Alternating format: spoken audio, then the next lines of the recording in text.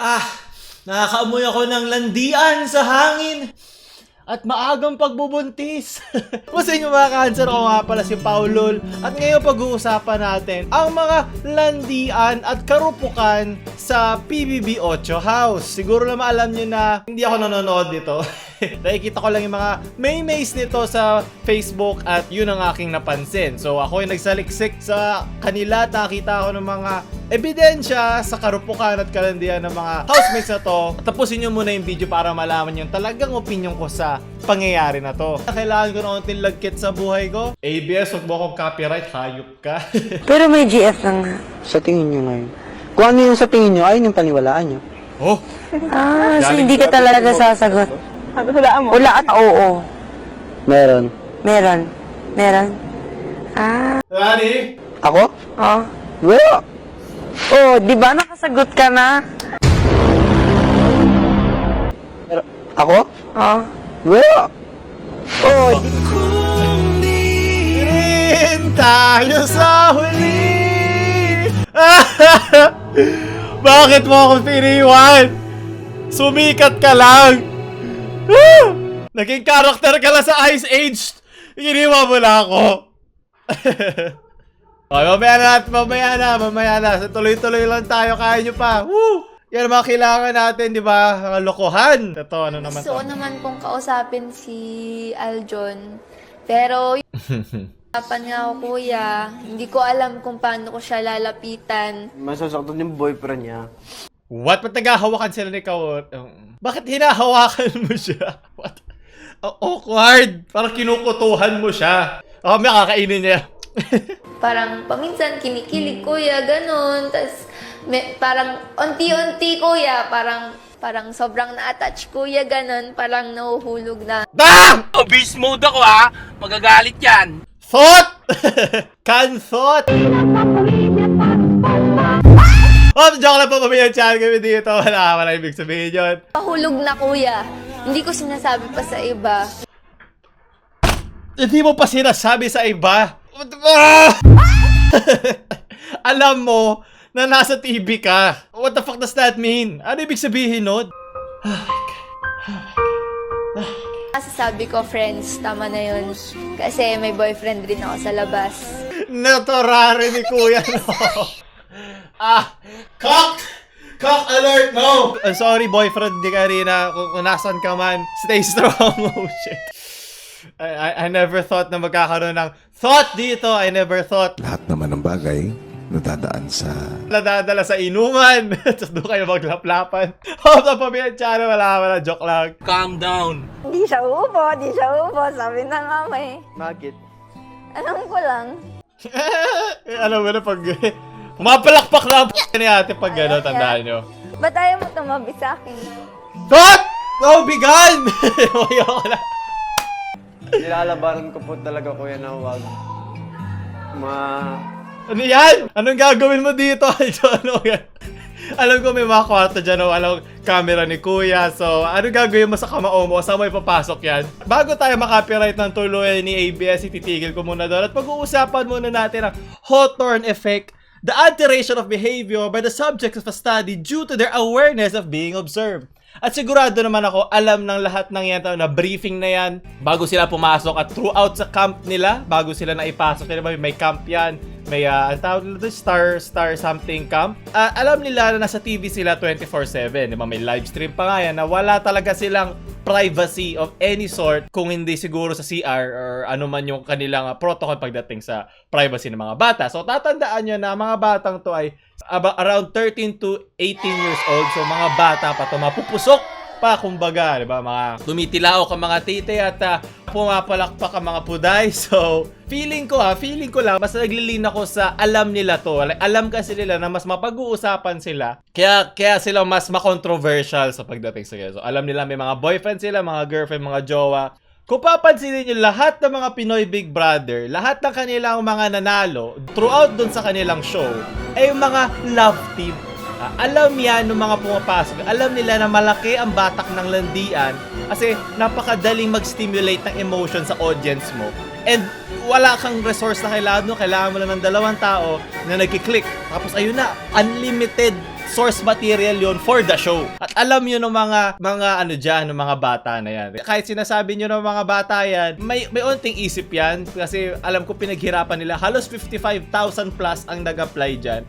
And alam din yon mismo ng team ng PBB. Andun ako sa don't hate the player, hate the game. Kung may sisisihin kayo dito, sisihin nyo si Kuya, si Big Brother, na nilalagay sila sa mga kondisyon kung saan sila ay nagiging close sa isa't isa, at bilang mga bata yan, di ba? Mas mabilis makapag-form ng bond. Mas mabilis sila ma-attach na hindi nag-iisip. So more on face value and shallow conversation. So ayun, kung mapansin ba sila Kim Chu, Melay Cantiveros, James Reid, Maymay, kung papansin mo lahat ng mga lumabas dyan, may love team na yan kasi alam din na ABS, alam na mismo network na pagkakakitaan nila to pagkatapos pa mismo. I mean, kumikita na nga sila sa PBB, kikita pa sila paglabas sila sa PBB. So, lalagyan nila ng mga kontrata yan para mag-ano sa acting, para makasali sa mga romantic na mga movies, mga serye. And syempre, bilang tayo mga Pilipino, mga repressed, alam nyo naman na super religious ang ating society. So, sobrang repressed yung mga Pilipino to the point na isang topic lang ng isang birhen dyan, nagchuchoktsaka na sila, tapos mabubuntis, tapos hirap ang buhay, di ba? Mas mahihirap pa ng buhay. Kumbaga walang family planning, kumbaga sa isang kumukulo na tatakure, bilang kumbaga ito yung edits mo. Yung puday. Oh, tama na, papamilya tayo dito, tigil mo na yan. I'm leaning more dun sa strategic na galawan ni Karina and Seth dito kasi alam nila na dito sila makakalayo sa game. Like, you're in it to win it, diba? Hindi ka naman po sumali sa PBB para magkaroon ng shota. Gusto mong sumikat, gusto mong kumita ng malaki para sa pamilya mo and blah blah blah. Pero syempre, hindi ko dinedepensa ito mga to. I mean, andun yung kanilang pagiging malandi. I mean, they have all their roles to play. Yung character ni Lee, yung tulad kay Melay and kay Maymay, diba? Yung simple na probinsyana, na maboka, may sarili character na pag kinakast sila ng production team ng PBB, alam na nila to kung okay, kailangan isang maganda, isang gwapo, isang makulit, bla bla bla, yung pwede maglandian, bla bla bla. Planado nila to okay? Kasi ito may format ang PBB na sinusunod to ensure na magiging lucrative, magiging mapera, kumbaga malaki ang pagkakakita nila dito without losing too much sa mga housemates na magiging parang background character sa mga minor characters na show. Give them extra credit for it, pero criticize them, walang problema doon. They know this coming in. And I'm sure wala lang sa kanila to yung mga sinasabi. So just keep on saying what you wanna say. It's your opinion. Mas maarte pa yung mga fans nila kaysa doon sa mismong iniidolo nila ng mga housemates ni Kuya dyan sigurado. So, go lang. Ano ba yan? Mag-aastos yan. Lalo na pag nabuntis ka. Diba? Ito yung boyfriend ni Karina, pero hinanap ko siya at sinabi naman niya na okay lang sa kanya. I mean, parang alam na niya to coming in and kahit daw masakit, okay lang. Ganon. So, you are cocked. Kuya, tigil mo na yan. Maghanap ka na ng ibang puday.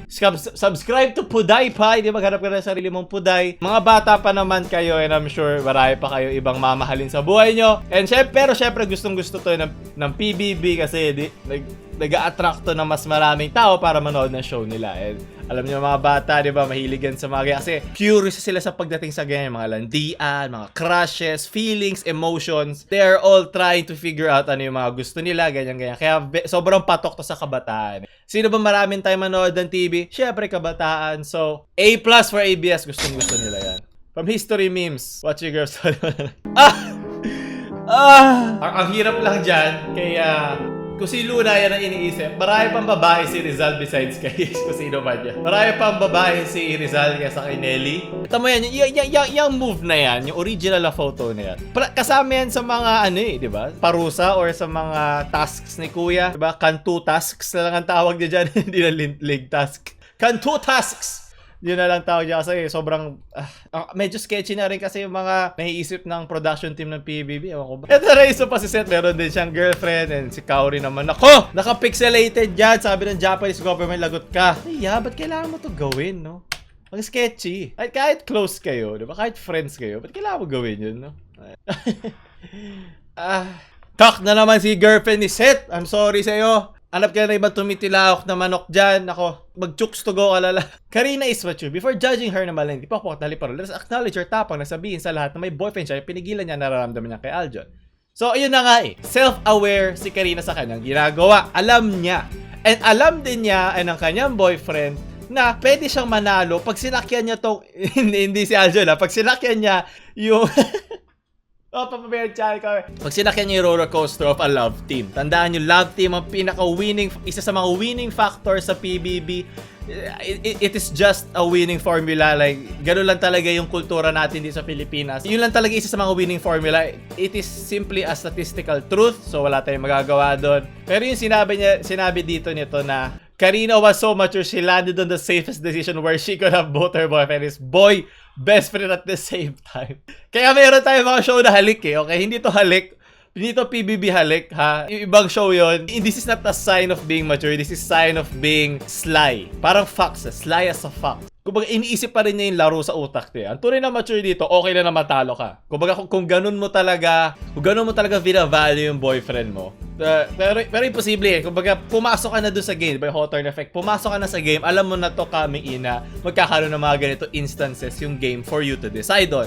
And alam mo naman, bilang ikaw si Karina o si Kaori, alam mo, ikaw yung pinili kasi maganda ka and may personality ka. So, ang mangyayari nun, malalagay ka sa mga lalaki na may itsura din. Diba? Imposible naman na hindi eh. Alam nyo naman ang showbiz, ano ba? Parang kapapanganak lang natin kahapon. Alam nyo naman na gano'n ang galawan ng showbiz, diba? Mas malayo mararating mo kung may itsura ka sa showbiz. Kasi TV yan eh. Nasa harap ka ng camera and gusto nila, diba? At face value, accepted ka na bago lumabas yung personality mo.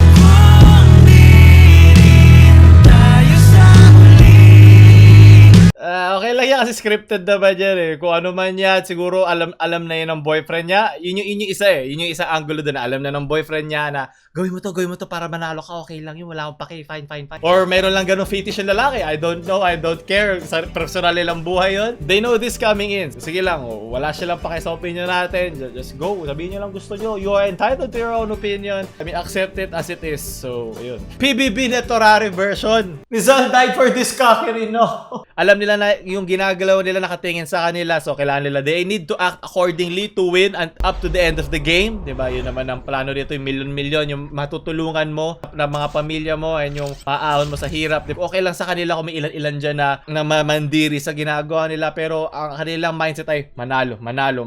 Saka na muna yung pagsisisi. Kailangan ko muna manalo. Naka-invest na yung buhay ko dito for ilang weeks, ilang months. Ang buhay ko ang gagamitin ko dito. Diba? Your eye is on the prize. Diba? Pero kumbaga, you are entitled to your opinion on them and wala silang magagawa ro. Kasi kung iisipin, nasa kanilang spotlight and they have everything to win and nothing to lose. Sobrang tagal nila na nasa camp, so they will do anything to win. And I'm sure, kung sasali ka sa isang contest, gusto mong manalo. Like, hindi ka sasali dyan kasi trip-trip mo lang. Magsasaya ka lang ng oras mo.